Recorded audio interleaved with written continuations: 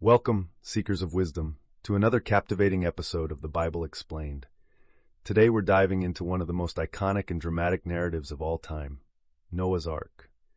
This story, found in Genesis 6:2-12, isn't just about an ancient flood or a man who built a boat. It's a tale filled with divine justice, human frailty, and celestial hope. So grab your curiosity and let's set sail on this journey through the ages. Long before the floodwaters rose, humankind had begun to spread across the earth. With this expansion came not only growth but also moral decay. Genesis 6 begins with a mysterious and often debated passage. The sons of God saw that the daughters of humans were beautiful, and they married any of them they chose. This union produced the Nephilim, giants who lived during those days and afterwards. These beings were renowned for their power, but their presence also signaled a world out of balance. As we unravel this part of Genesis, consider how the ancients viewed such unions. Were these sons of God divine beings, fallen angels, or perhaps just princes and rulers who abused their power? Regardless of how we interpret it, what remains clear is that the world was teetering on the brink of chaos. The corruption wasn't just among humans, it had permeated the very fabric of creation. In a moment of profound sorrow, God observed the widespread wickedness. Genesis 6:5 tells us, "The Lord saw that the wickedness of man was great in the earth, and that every intention of the thoughts of his heart was only evil continually." This paints a picture of a world where morality had taken a back seat and malevolence was the driving force. Imagine living in such a time, when greed, violence, and disregard for life were rampant. It must have been a world fraught with fear and suffering. God's reaction to this turmoil was one of pain and determination. Genesis 6:6 states, "The Lord regretted that he had made human beings on the earth, and his heart was deeply troubled." These words are striking. They show a God who feels, a God who is grieved by the corruption of his creation. This isn't the capricious deity of myth. This is a divine being intimately connected to the fate of humanity. Yet, within this darkness, a beacon of hope appears in the form of Noah. Genesis 6:8 reveals, "But Noah found favor in the eyes of the Lord." This verse underscores the power of individual virtue.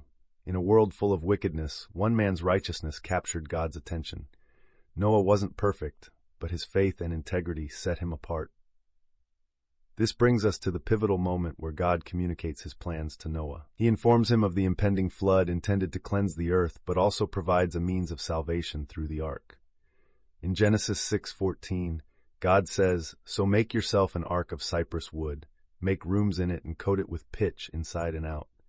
The detailed instructions that follow reflect God's desire for order amid chaos.